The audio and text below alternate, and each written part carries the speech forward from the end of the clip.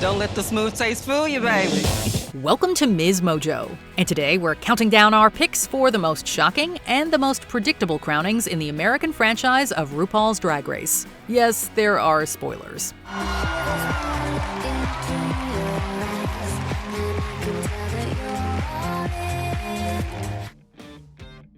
Number 5. Obvious, Jinkx Monsoon. It's so wonderful to be here.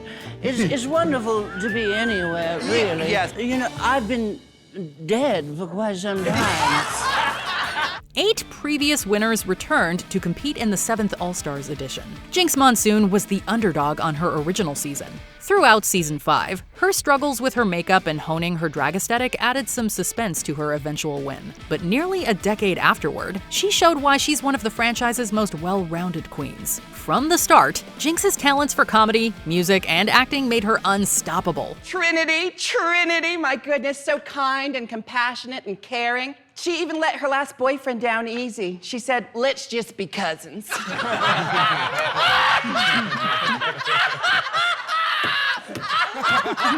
Her Judy Garland imitation is arguably the best Snatch Game performance of all time, and that was only week 2. The final lip sync between her and Monet X Change was purely a formality.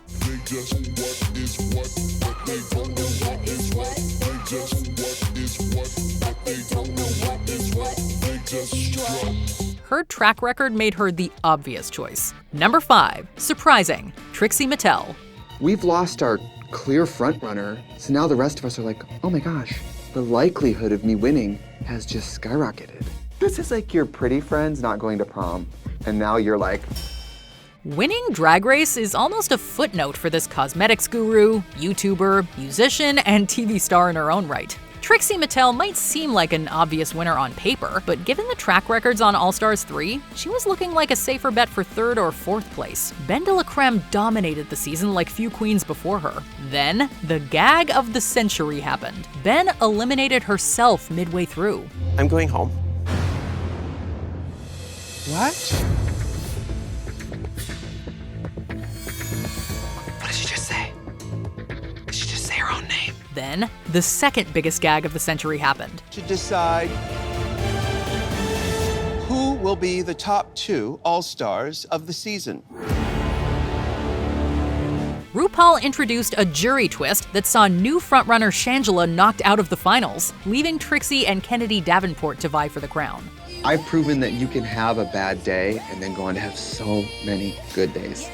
Me getting to lip sync for my legacy, it feels like a victory lap. Trixie won, and the Drag Race fandom was absolutely 100% chill about it. They're all winners, Andy. Do you think that they didn't judge on talent? They just made it more like Big Brother and who they didn't like? Child, I can't get inside their head. You know, the thing is this, they do what they want to do. Number 4, obvious, Simone. Is your blood sugar low? Well, baby, do I got a drink for you?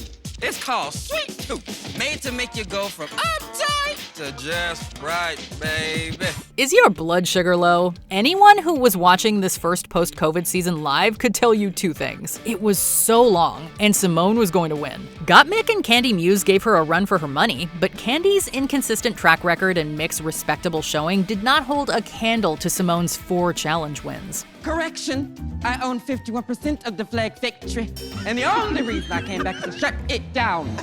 As of midnight tonight, I'll be tearing down the flag victory. And I'll be putting up a wall factory where a wall factory ought to be.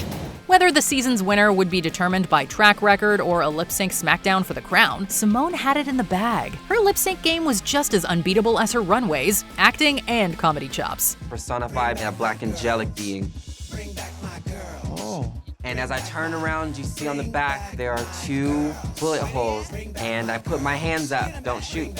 It's not a moment, it is a movement. Number 4, surprising, Yvie Oddly. I'm Yvie Oddly, and oddly enough, my edges stay shredded, but these tits are tough. When other girls fake, I just call out their bluff. So glue on those shoes and tighten them tough. And I know I play rough, but that's how I tumble. And bend over backwards whenever I fumble. I'm giving my all to shine like RuPaul. So pardon me, bitches, if I don't seem humble. This Denver queen more than lived up to her name. Yvie Oddly's drag was bizarre, always stretching the boundaries. But she was also a breath of fresh air.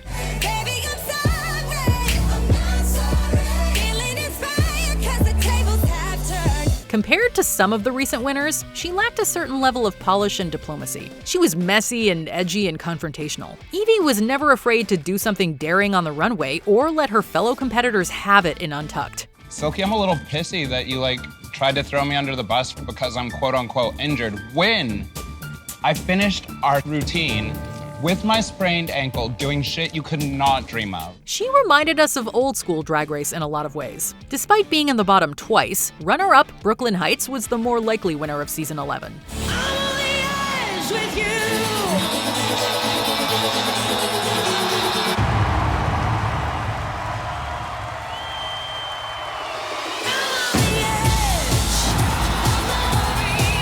But Eevee's lip syncs in the finale clinched it. Number 3, obvious, Bob the Drag Queen. Bob, the drag queen, has a plan, the gay agenda, and it's designed by lesbians. So you know it works. There was no way anyone else was gonna win this season. At least that's what Bob the Drag Queen thought, and she turned out to be right. Now you're talking my language. If you stay ready, you ain't got to get ready. By the way, Eartha, I didn't know that was you down there. Me, dog. From here, I couldn't tell if you were Della Reese or Luther Vandross. How good was Bob the Drag Queen? She won a maxi challenge while wearing one of the worst looks ever to disgrace the RuPaul's Drag Race main stage. I didn't have enough time to finish this Transformer outfit. So I do my backup plan. I'm like a Tron robot-inspired character. She's a bro. Oh, yes, girl. Be careful. And I'm just like trying to move off stage without breaking a limb. Although the season 8 winner had one stumble that put her in the bottom 2, the look that landed her there was actually one of her better ones. It almost seems like she was put there to lip sync against her rival Derek Barry and send her packing for story reasons.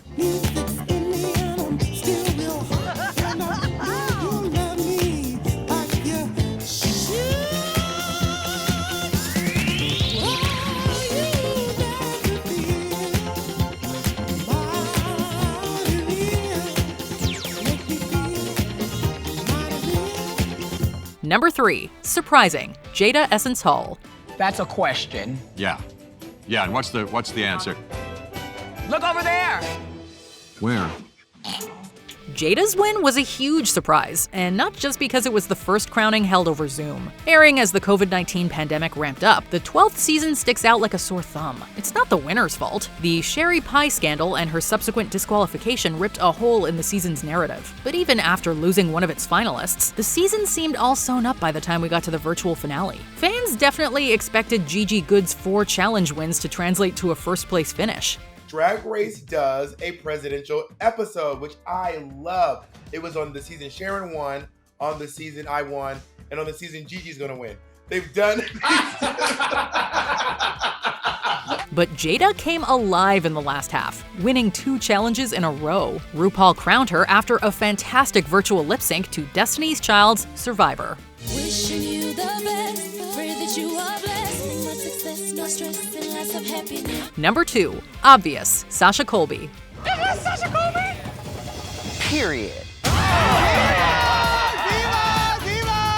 Aloha, I'm Sasha Colby, former Miss Continental. I am singer, dancer, activist, and all-around goddess. From the moment she walked into the workroom, she was shutting this thing down. Should we go home? Next to Sasha Colby, even the fiercest drag queens looked like amateurs. She skated through the competition and made it look easy. If she does have a weak area in her drag, she did not show it on the season. They say God is a woman, and I am.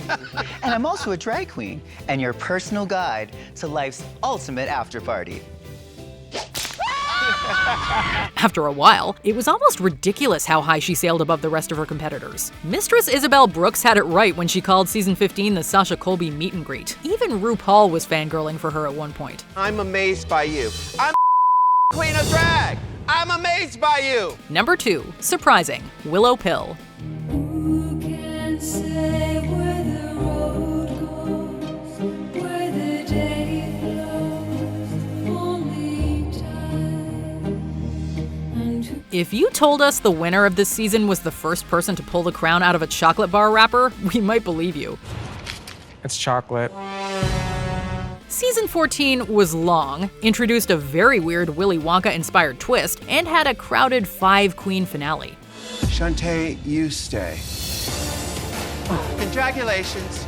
you will also be moving forward to the grand finale. Willow Pill's track record was the weakest going into the end of the season. When all was said and done, she had only won a single challenge. What she did win was many fans who fell in love with her wit and vulnerability about her chronic condition. She slayed the finale, and ultimately, she jumped ahead at the right time.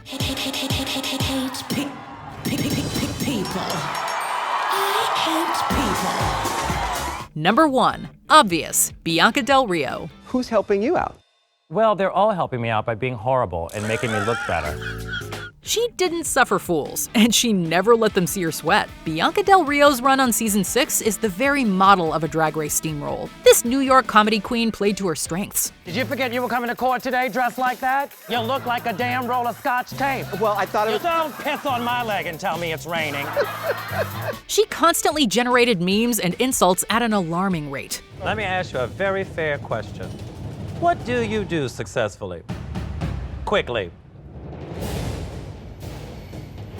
Most essential to her success, it's not every queen who could essentially wear the same dress week after week and get away with it. The moment the irascible, wisecracking queen was shown to have a warm maternal side for her fellow contestants, we knew it was a done deal. Now the rest of the world will see that nicer side. Are you prepared for that? You've been filming this? There's tape in those cameras? Yeah. Oh, great! Coming into this competition, I had no intentions of mentoring any child. Before we continue, be sure to subscribe to our channel and ring the bell to get notified about our latest videos. You have the option to be notified for occasional videos or all of them. If you're on your phone, make sure you go into your settings and switch on notifications. Number 1. Surprising. Sasha Velour. There will be twists, turns, and cliffhangers. Please don't jump. You have so much to live for. Shea Coulee went into the final round with 4 challenge wins, and the finale should have been her victory lap. And then, the first lip-sync smackdown for the crown happened. Though talented and witty, Sasha Velour and her intellectual brand of drag had a hard time connecting with the judges all season. Michelle Visage is so Jersey, she wanted to call her second child White Flight. Oh well, that one worked in my mind.